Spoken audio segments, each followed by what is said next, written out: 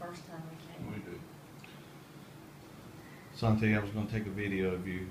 I wanted to ask you about the metal containers over there. What is all those metal containers used for at the convention? Was it for food or for water? For water.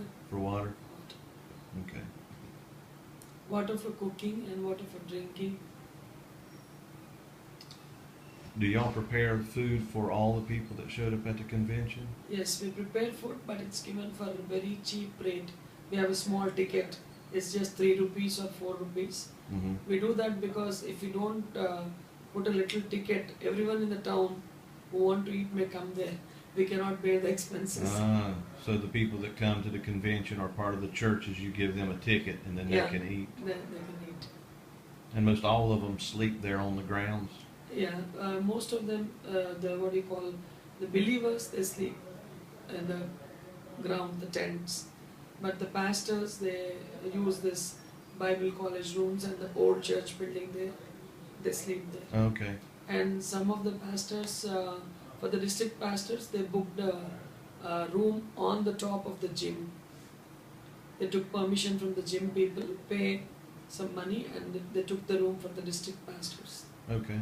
That's great. So while I'm talking to you, how long have you and Jyothi been married? 20 years. 20 years. Yes.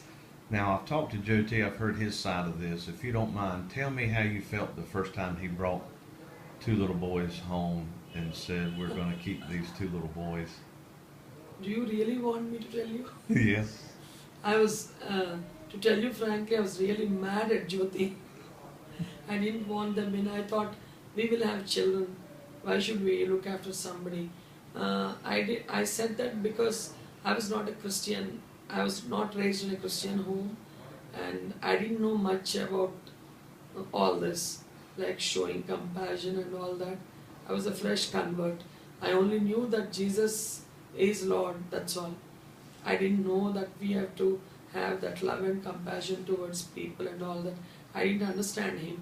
So I didn't want the children in the home. I stopped talking with Jyothi. I didn't want to feed them and all that. But later on, as the days went by, I fell in love with the boys. I really thought they are in need, I must be like a mother to them and all that. I didn't want to worry Jyothi because I love him so much, so I didn't want to create problems to him because of me. 20 years later, when you have 500 children and you care for 13,000 people during this convention, how is your heart now for what you see in the It's ministry? filled with great joy, and I feel I'm very privileged to have this opportunity to do all these things. But for God, my life wouldn't be like this. If I'm not a Christian, I would be like any other people around, thinking about myself, building for myself, eating for myself, looking after my family, very selfish. But because God saved me and has given me a good husband who has a compassionate heart, and he has been a role model to me. I learned a lot from him, and so God is using us in this ministry, and I feel it's a great privilege that God has given me. I remember from the scripture how Joseph has been used to be a blessing to many people in need. Like that God has placed us in a position to be helpful to so many people. I'm really happy and proud. Thank you so much for sharing that. You're welcome.